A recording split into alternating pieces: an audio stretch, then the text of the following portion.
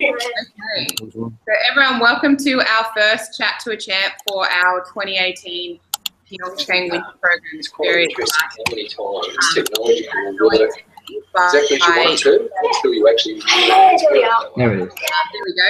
Got everyone now. Hi everyone. So Dave, it is about 6 p.m. over in Utah, is that right? Yes, it is. Perfect. Thanks for joining us. So I might go through and introduce you to our schools to start off with. So we've got Darinya Public School, who are in Frankston South. Can you guys give us a big wave? Hi, guys. We've got Farn School, who are in Hobart.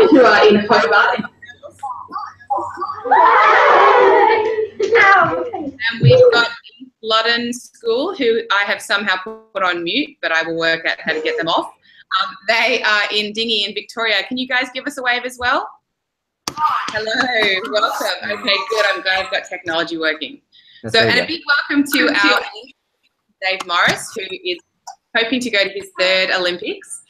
Dave, can you start us off with a little bit of your Olympic history so far, and then we will get stuck into some questions from the kids. All right, Olympic history. So I first competed in Olympics in 2010 in Vancouver. That was my first experience, and it was a bit scary. I wasn't really ready to be going to an Olympics because I'd only done the sport for about 4 to 5 years. But I went, it was great. I learned a lot of lessons from it. And then 4 years later at the next ones came second, which is pretty cool. But it was because I'd learned all my lessons from the first one that I was able to go into the second game. I was nervous. It wasn't as overwhelming, and by then I knew everyone I was competing against, and we're all friends, so it was a much easier event. So I just had a fun day and came away with a medal, which is pretty sweet. Excellent. And training pretty hard at the moment to hopefully get to your 3rd Olympic Games. Can you tell everyone where in the world those games are going to be? So with the next Winter Olympic Games, it will be in February. They'll be in South Korea, which is an interesting place. I think it might be pretty warm there. We had a test event last year and there wasn't much snow, so we're expecting very similar, and it's going to be very windy. So interesting country, cool, interesting culture, but somewhere very, very different to where we normally go. Excellent. All right, well, we might kick things off with some questions. Darinya Public School, we are going to start with you. So when you're ready, can we have your first question come up the front and in a nice loud voice ask Dave a question? All right, let's go. What got you? Hang on, go camera. There you go. Nice big level. Let's have your name as well. What's your name? My name's River. Hello. Big loud voice. I can hear it. What got you into aerial skiing? I saw it on TV once and I thought it was pretty cool. And I was also a gymnast. And one day I was doing some flips in my gym, and a lady called Kirsty Marshall, who is a former Olympian in the sport, she saw me doing my flips and said, "Hey, would you like to try aerial skiing?" And I was like, "Oh, that looks pretty cool. Sure, why not?" And then started and never stopped. So I met the right person on the right day, and I'd seen it on TV and thought it was pretty cool. Great question. All right, Farn girls, can we have a question from you? Why do you love aerial skiing? Why do I love it? Sometimes I really hate it, but most days I love it. I love it because it's a really cool sport. Like when people watch it, it looks crazy and insane, and it is. And I like doing lots of flips. So at the moment, I'm training doing triple flips with 5 twists, which is a lot. And I find that it's scary, it's fun, and when you land a jump that's really difficult like that, it's very rewarding. So that's why I love it. And also being able to compete for Australia at an Olympics is the reason I really do it in the end. So I like to represent my country at the biggest possible event and hopefully do very well and make some people proud. Excellent. All right, East London, can we have your first question? And let's have everyone's name when you ask a question as well, so Dave knows who he's chatting to. You're going to be famous. I'm Maddie. Are you scared when you go up into the air? Very scared. I'm not going to lie. I used to pretend I wasn't scared, but it is very scary. It is the height of a 4-story building when I'm up at the top. And I probably wouldn't jump off a diving board if it was that high, but once I'm up there, it's too late and I can't do anything about it. So you just have to deal with it. But it is scary, and it is a dangerous sport. But it's like when you go on a roller coaster and you get that funny feeling in your stomach. You're like, oh, I don't really enjoy that. But at the end, you kind of did enjoy it. And when everything's okay and you land, it's worth it. Great question. All right, we're back to Dorinya Public School. Can we have your next question, please? I'm Jake. Go for it. I'm Jake. Oh, big loud voice. I'm Jake. Go. Have you won every competition that you've entered? I wish. No, I haven't. The first competitions I went in were very small competitions against the American and Canadian teams, and I didn't do very well. And the first World Cup event that I went into, the first really big competition, I crashed my jump, and I was very disappointing because my parents came to watch. So I've had many, many failures, but every time I made a mistake and was disappointed, I learned something from it. And then the next competition, I tried to improve on it. So if I missed my takeoff or I crashed my jump, it was like, okay, why did I make this mistake? Next time, I'll try and fix that. And then it built and built up. And then I started winning competitions and doing very well and being more consistent. But there's no way I can win every time. It's a judged sport, so it's not like a sprint or a swimming race where you have the fastest time. And sometimes the person who does the best jump on the day doesn't actually win because the judges just didn't particularly like it. So anything can happen on the day, and you get used to winning or losing, and you can come first or last just by making a little mistake or just by getting it a little bit more right. So it's tricky. Another good one. All right. All right.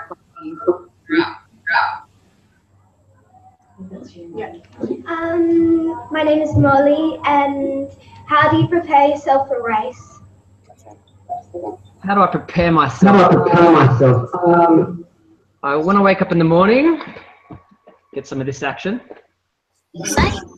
Good breakfast first, always. I visualize the jumps that I want to do, and when I go out, we have a couple of practice runs, and I try and get in there first and push everyone out of the way so I can go ahead of them and get as many as I can. I try and stay very, very calm and remember that all the jumps that I'm doing in my competition are jumps that I've practiced before. So I'm not going out there and trying to do something new. I'm just going I'm going out there to do what I've practiced. I know that I'm okay. I know that it's safe. I know that I can do them. And I also remind myself that I'm capable of winning. And there's a lot of very good jumpers out there, but it's not a lottery. Someone will win on every day. And I convince myself that today could be my day. There's no reason why I can't win. So that's how I prepare myself, and I make sure I stay hydrated and I have lots of food with me and just have a good time. They're all my friends up there. I like to just have a chat, or if I get nervous, I'll go into the crowd and start talking to people and then get reminded by my coach that I'm about to go, so I have to hurry up. But I stay calm, have a good time. Good question. All right, East London, you're up. I'm Casey, and what's the hardest trick that you've done? Oh, that's a good one. The hardest trick that I've done on snow is 3 flips and 4 twists. And I have 2 different versions of that, and I did those at the Olympics. The hardest one I've successfully done on water is 3 flips and 5 twists. And then one day I was having a really good day, and all these girls turned up and were watching at the bottom, so I decided to try 6 twists. That was a mistake. I wasn't ready. I landed sideways and broke my rib on the water. But it was worth it because they were very impressed, but I'm never doing it ever again. Good question. All right, Dorinya Public School, do you have another question for Dave? Yes. Say your name. I'm Isabel, and how do you practice when there's no snow? Brilliant question, and not a lot of people know this. So at the moment I'm in America, and they have a lovely pool facility, like nice water, and the bubbles come up from the bottom of the pool, and we go off these plastic ramps. So we ski down them. They're the same angle, they're the same size as the jumps on snow, but they're plastic, and we put some wax on our skis. So like I have very special water ramping skis. They're different to snow skis. These ones have a hole in the middle of them, so that when I hit the water, the surface area of these skis is a little bit less, so it doesn't hurt as much when I hit the ground. And we just do lots and lots of numbers off the water ramps into the pool, and you make all your mistakes into the water. So if you land on your head, you don't die, which is great because that happens sometimes. And you learn all your new tricks. And then when they're really good and you've done lots of numbers, you go to snow and try and repeat the same things. But yeah, we spend at the moment 4.5 months over here in the US, just water ramping, and then we will go to snow. Good question. Okay, Fawn, your turn. My name is Georgie, and what goes through your mind when you're up in the air? Oh, some things that I can't repeat, that's for sure. A lot of the time, the scariest part for me is actually skiing into the jump, because that's when, if you catch an edge and you lose control, you actually end up crashing into the jump, which I have done a couple of times. That's not much fun. In the air though, I feel very calm, because once you're up off the ground, nothing can touch you, nothing can stop you doing what you want. So it feels free. And a lot of people ask me, oh, how do you know where the water is? How do you know where the ground is? And it's just one of those things that once you've practiced a lot of the times, I know where the ground is at all times. I close my eyes for a lot of my jumping, just relax, like la la la la. It happens very slowly. But when I'm up there, it's fun. I get to do exactly what I want. No one can touch me, and I just have to wait for the ground to hopefully hit me on my feet, which most of the time it does. Another good question. All right, East London, your turn. My name is Xavier. How many sets of skis do you have? Far too many. I started with no pairs, and I had to borrow a pair off my first coach. And now I think I have at least 20-something pairs. Some are broken, some are old, some are new, some have not been used. For the summer, I bring over 3 pairs, because when we land in the water, it actually has more impact than landing on the snow, and the skis can bend and just snap. So you need a couple of backup pairs. In the winter, I only bring 2. But at home in the garage, I have at least 20 pairs of skis. So I'll have to give them to some people once I'm finished, because I don't use that many pairs. That's ridiculous. Oh dear. All right, Dorinia, do you have another question for us? We've got one more. Hi, my name is Callum. And Go again, go again. Go again. hi, my name is Callum. How many hours do you train in a week? In a week, I would probably say about 25 hours. It's not crazy. Like, I know some people who do gymnastics at a high level, they train 30 to 40 hours a week. We only have about 25. Each day we do 3 to 4 hours of just water ramping. So we'll wake up, we'll go to trampoline in the morning, do an hour of trampolining just to warm up. Then we'll go up and water ramp for about an hour and a half, come back, have lunch, do some more water ramping for another hour and a half, and then either go to the gym to, you know, boost out the bicep curls, get all the big muscles, which I don't have because I'm small. Or sometimes we go to ballet, which is part of our program. I don't like it, but it's very good for me, unfortunately, and that's why I still have to do it. But usually 3 or 4 sessions a day, 5 days a week. And we don't have weekends because they don't exist for us. It's just a training day or a not training day. All work, lots of preparation. I know. All right, fun. Please. My name is Julian. Do you have any friends doing skiing? Do I have any friends? Luckily, I do. I'm very lonely otherwise. I am friends with everyone who I compete against. At the start, I didn't know anyone, and it was very scary to sort of compete against all these people who are very, very good. But the longer I did it for, the more I talk to people. I'm a talker. Some people don't talk. I talk a lot. So I get to know everyone. We have a great time, make fun of each other, but we're also making sure that everyone is safe, because at the end of the day, everyone up there is doing a dangerous sport, and we do care about everyone who's doing it. It's not, we don't go and, you know, have punch-ups at the bottom of the hill and fight other people, because that's not cool. So we're friends, and we look after each other. So it's nice to go up there and not be too scared that you're competing against like all these people from around the world. Just like, oh yeah, hey, I saw you last week. I'll see you tomorrow. And it's actually a lot easier when you know everyone. So yeah, it's good to have friends in the sport. Great question. All right, East London. I'm Ned, and how much does it cost to use the training facility? Ooh, that's a good question. I could only guess because we have luckily a lot of funding coming from the government to help us train, but apparently, total guess, but within the ballpark, I think it's $250 a day for us to use the jumps. Oh, it might even be a session. So it costs a lot of money for us to do water ramping, especially because we're overseas. And when we're at an overseas facility and we don't have a good one in Australia, they can make us pay whatever they want because we need to use this facility. So it's very expensive. But luckily for us, training overseas makes us train harder because we're here just to train. We're not here just to have a good time and muck around. So it does cost a lot, but we make the most of it. And that's why we've got an Olympic medal for the last 4 games in a row. Yeah, that's very true. Now, Fan, do you have some more questions? We'll just keep going. I'm Olivia. Did you ever think you would be an aerial skier? No, I didn't. I wanted to be a vet at the start, and then an astronaut, and then at the end of year 12, yeah, I know, right? At the end of year 12, I was like, oh, I don't know what I want to do. And I'm actually now a teacher as well, PE and maths, winning. So I was like, yep, teaching is cool. And then 3 years into my university degree, learning how to be a teacher, I started aerials, and it just popped up out of nowhere. And I thought, oh yeah, this would be cool. And then I realized I was actually quite good at it and just kept going and going. But at no point in my life had I considered doing this sport. And if anyone's thinking about doing it, don't do it. It's crazy. Don't do it.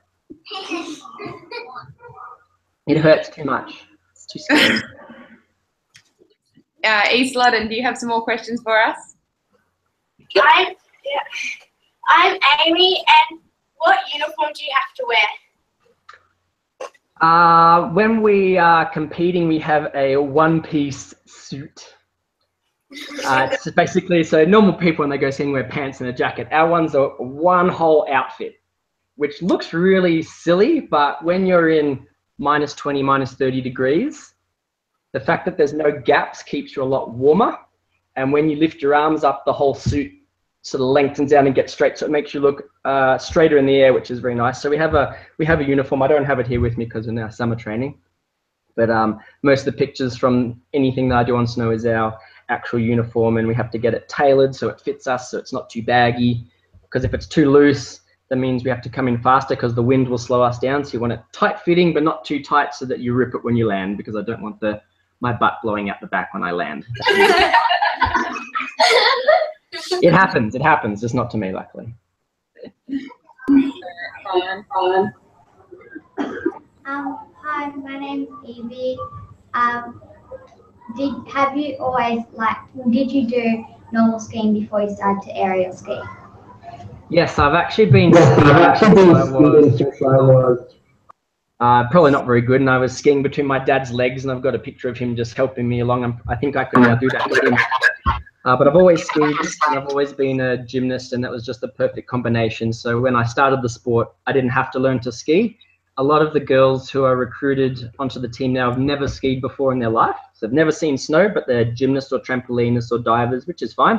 So they learn to ski, and then they know how to flip already, so you just put them together. I was just lucky enough to have both, so that made my beginning process a lot faster. I didn't waste too much time and just got straight off the jump. I think the first day I turned up, I did a front flip, which I probably shouldn't have done, but I wanted to. I did. Now, we've also been joined by Galilee Regional Catholic School. Can you give us a big wave? They're in Victoria as well. Hello.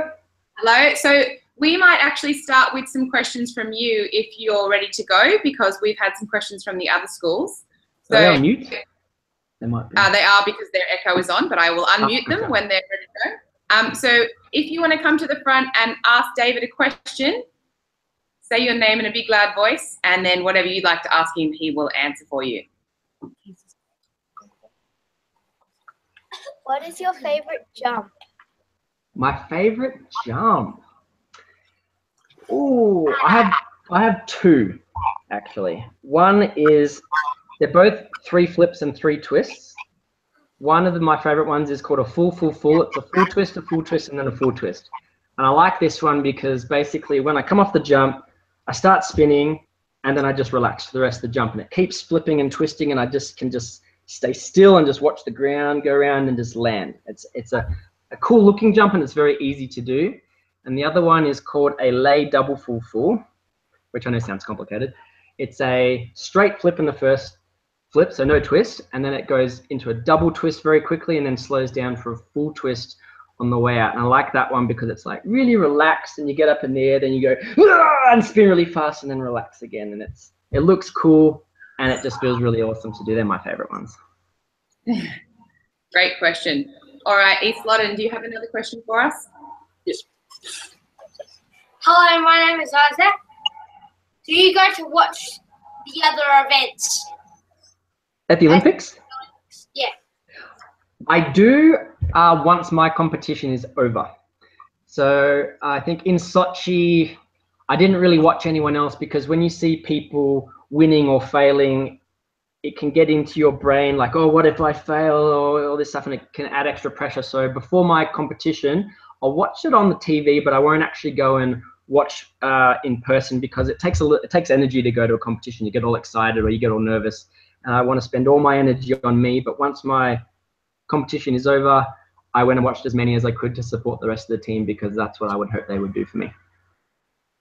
Great question. Mm. All right, fun girls. Hi, I'm Kiala. What is your favorite obstacle in the terrain park? Oh, like in parkour or something, or like skiing. I think in skiing, well, either or. Favorite obstacle, or anything that I can jump off. I like being in the air. Being on the ground is kind of boring. So anything that can give me a pop or a jump or a spin or something like that. I'd like to do. A lot of people do the rails and the flat tables. I haven't practiced those because, funnily enough, I find them quite scary, which doesn't make any sense at all. I'd prefer to be in the air, but any big jumps, big long jumps, you can just float into the landing there. That's sort of my favorite things. All right, Ella Lee, do we have another question from you? Do you have another profession? Teaching, that's my other profession. So I said it before, you guys just did. So I'm a PE and math teacher. I'm not full-time because I do this full-time. So when I come home, I'll do substitute teaching at my old high school. And they'll just put me in. Usually they give me gymnastics classes, which is easy because I'm just like, all right, do this and that. And then maths, I love maths because it's right and wrong answers. You can prove everything. It's much easier than English and anything else. It's my favorite topic at school. But yeah, teaching is my other thing, and sometimes I'll coach gymnastics or some cheerleading, tumbling, or some acrobatics or something on the side, just because I have a lot of knowledge with how the body works and how to flip around, and so a lot of different clubs have used me just to teach them the fundamentals of their sports and how to apply that into their programs. Great question. East Loddon, are you ready for another one? Yes. Oh no, what injuries have you suffered? Oh god. Okay, injuries. I'll go through in order. Didn't have a list just about. My first major one was probably the worst sounding one. I was doing water ramping like I am here, and normally, so we have bubbles that come up from the bottom, and they break the surface area of the water, so it's a bit softer when you land. On this particular jump, I missed the bubbles because I went a little bit crooked off the jump, and I landed straight up and down in the water. And I forgot to bend my legs because most people would do that normally. And as a gymnast, I should know how to do that, but I forgot because I was too busy being awesome that day. And all the pressure from the landing went into my back. And it hurt when I landed. And I was like, oh, that really hurt. And everyone was laughing because, of course, it hurts when you fall that far. But I couldn't get out of the water because I couldn't move my legs. And they pulled me out. And I couldn't move them. I couldn't feel them. And what had happened is when I landed, the pressure was so great in my back that a little artery or a vein burst, and I bled into my spinal cord, and that crushed the nerves in my back, and that's why I couldn't feel my legs or move them. And it took me 3 hours to wiggle my toes. I had 2 days off and kept training, and I came back home, had a look at the they put a, I did a scan, and the doctor said, oh, this is really bad, there's this blood clot in your back, and we're going to have to, we can suck it out with a needle, but that'll take 6 months to recover. And I said, no, let's just leave it in there because I'm training. I don't have 6 months time to recover. So I actually still have it in my back, but luckily I can move everything. That was pretty scary. Another one, I've had one concussion, which I think is a record because most people have multiple concussions. I landed sideways once and hit my head on the icy landing, and I can't remember anything for 3 hours. And then I've had one hip surgery from landing really badly doing a triple flip.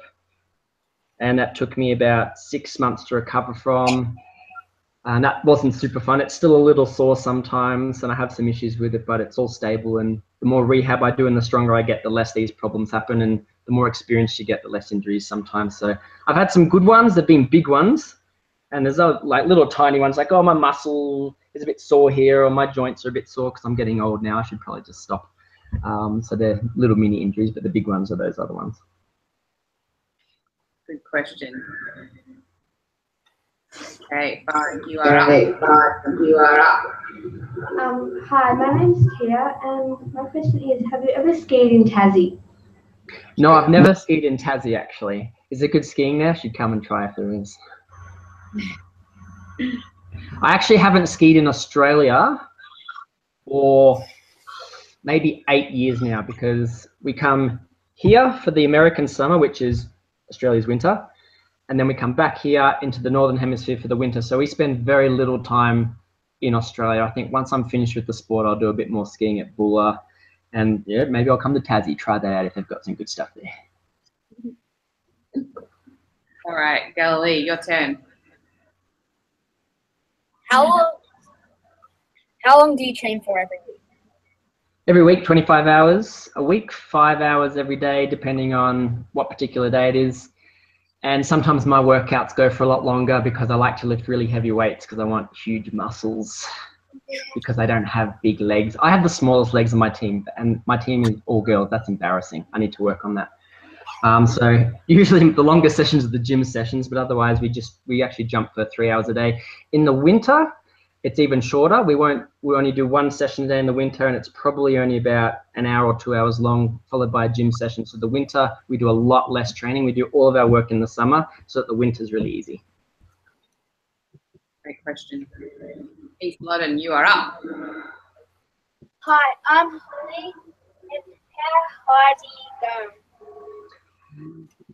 There are 3 jumps that we can go off. There's a single, a double, and a triple, and each of them make you do 1, 2, and 3 flips. Off the single, that's like the smallest, easiest jump. You'll go 5 meters up in the air off that one, which is like one of the highest, platforms when you jump off the diving boards. The double is about 10 meters off the ground, and the triple can be anywhere between 15 and 17 meters off the ground, which is a 4-story building. It's a long way. Very high. The length of the whole room. All right, fine, you're up. I'm Annabelle, and have you ever missed a competition? Have I missed a competition?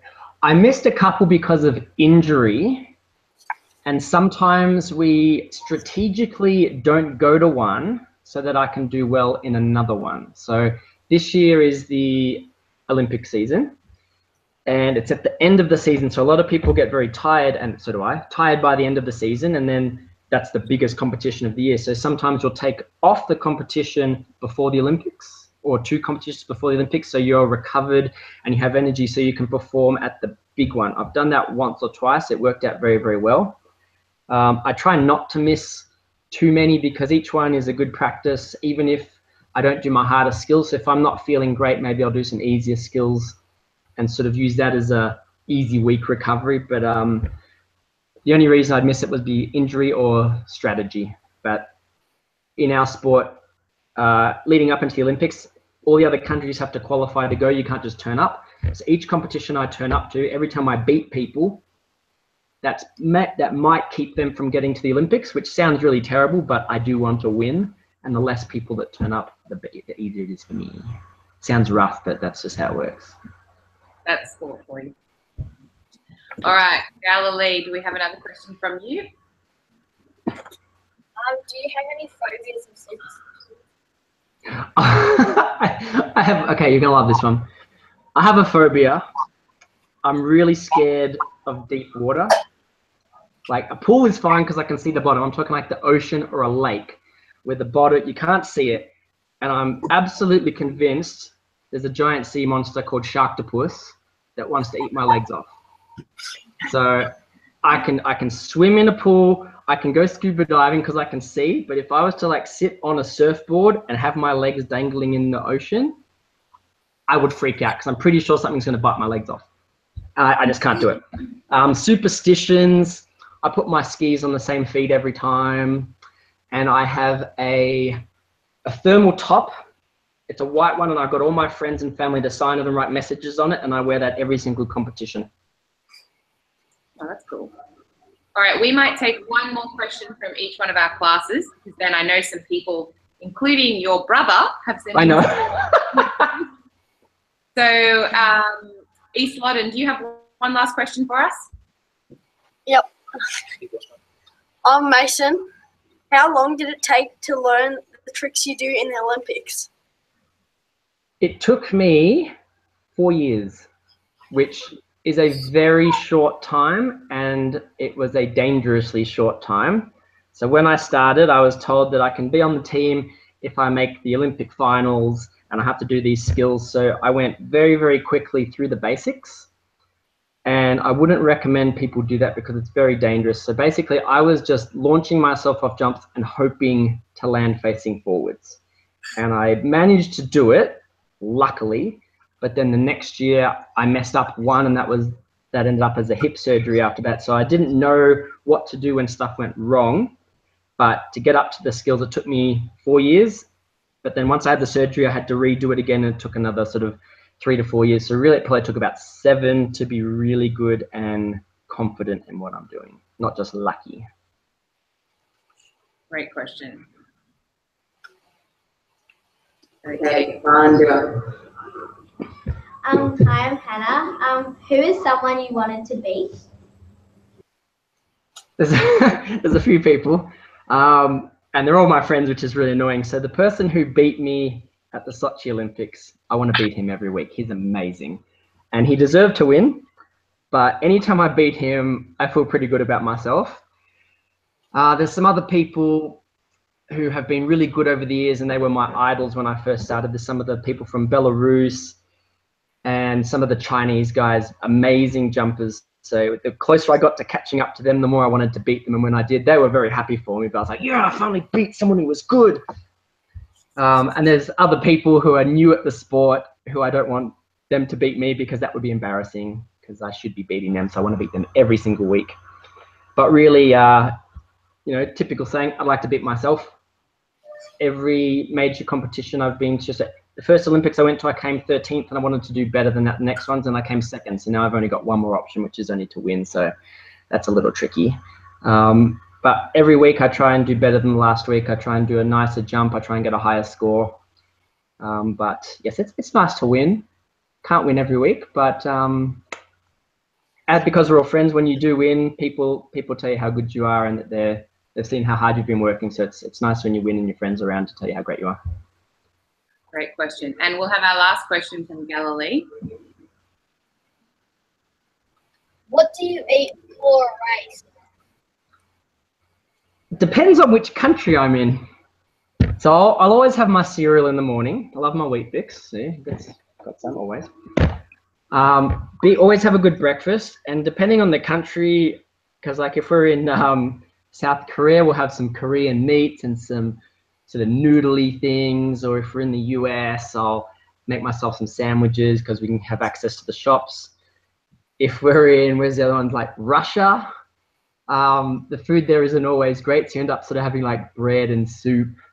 So it varies, but I make sure that I have like some muesli bars, have my drink bottles to keep hydrated. So I'll make sure the basics are covered, but sometimes I'll turn up to competition, I might be hungry because the food wasn't great, or it wasn't prepared in time, or the timing of the competition was during dinner, so you actually don't get to eat, and that's when I get pretty hangry, and that's not fun for anyone. But I'm not too fussed about what I eat, but I definitely have to have cereal in the morning, otherwise I'm not happy. All right, well, I might ask some of the questions that we got on Facebook now, and our schools can stay on. There's just a couple. The first one was from Tracy Kitching, and she said, how easy was it to transfer from gymnastics to aerial skiing, and how old were you when you started doing aerials? For me, I found it pretty easy, also because I was a skier, so that was very helpful. we recruit a lot of gymnasts in, and some find it very easy, some find it very difficult. So the actual skills are not that hard because as a gymnast, we've been flipping, we've been twisting, but as soon as you add a pair of 160 centimeter skis, so they don't look too bad, but they're quite long. So suddenly your feet are 160 centimeters long. That makes twisting and flipping very, very difficult. And of course, they're very heavy. So I found it easy until I got to some bigger jumps, and then that's when the fear factor kicks in. So once you start doing 2 and 3 flips, it's easy to do the flips, but it's scary to do the skills. So it's a toss up between, are you skilled enough? Yes. Do you have the guts to do it? Maybe. Oh, good question. All right, the next question is from Leon Sally, who said, what is your favorite trick to do on the snow, and what jumps did you do in Sochi? Favorite trick on the snow is, it's called full double full full. It's 3 flips and 4 twists. It's a scary one to do, but that's a jump that can win a competition. And when you land a jump like that and make it look good, it is the coolest thing ever. And the crowds love it.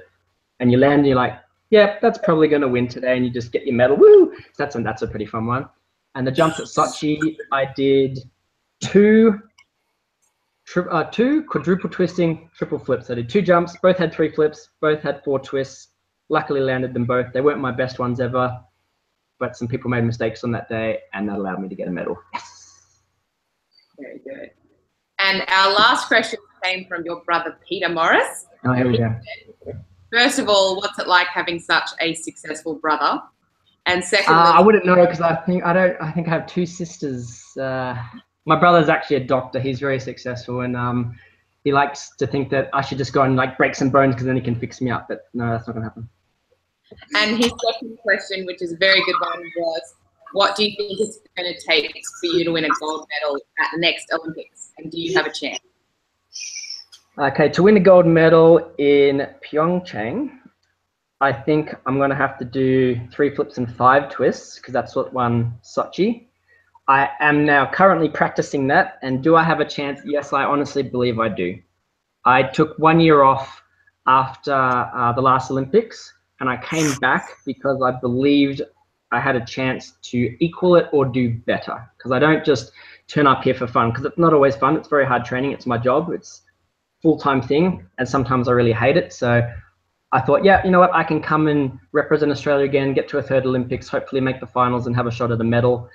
I do think I have a reasonable chance of doing it, but it is a very cutthroat sport, and anything can happen on the day.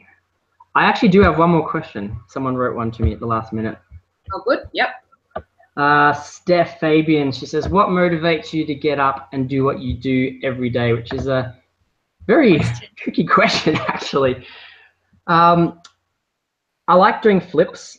I like showing off, which sounds funny, but of course, when you do sports and you compete in front of a large crowd of people, you have to be okay with that. And I like showing people what I can do. And yeah, it's showing off a little bit, but I like performing to impress people with what I've been working on. And some days I don't feel like getting out of bed, and I can't be bothered doing it because it hurts or I'm tired. And then I remember I have an opportunity to do something that not many people in their lives will ever get to do, and that is compete at Olympics, and that's to do my sport at the top level, and hopefully in the background inspire younger generations to do well in whatever they do, because a lot of the things that you learn in sport transfer to real life, like confidence and your communication and your belief in yourself and ability to interact with people and just be successful. So the days that I don't feel like getting up, I remind myself of the big picture, like, check out what I'm doing. My job is to go off a jump and do flips. People come and watch me compete in Olympics. People get excited when I do well, and they feel bad for me, hopefully, when I don't do well. And that inspires me to continue doing it, because I like doing it not just for me, but for other people to learn something from or to enjoy watching. And I think that's the bigger message from the Olympics, is that the Olympics is not about an individual athlete. It's about everyone from every country coming together. Doesn't matter what country you're from, what race, what religion, whatever. You just come and compete with everyone from all around the world and support them in their sport and cheer for anyone who wins and feel bad for anyone who loses, no matter where they're from. I think that's pretty cool. Awesome. All right. Well, I'm going to put all our schools back on loud now and get everyone to wave. Thank you for your question.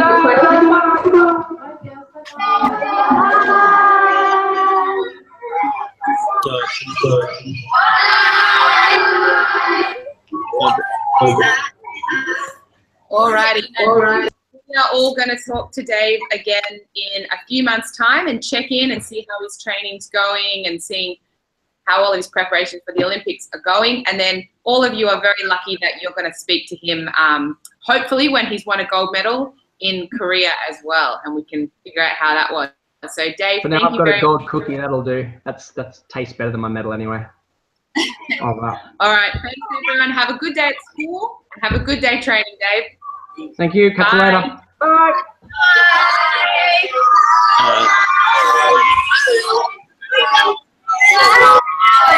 Bye.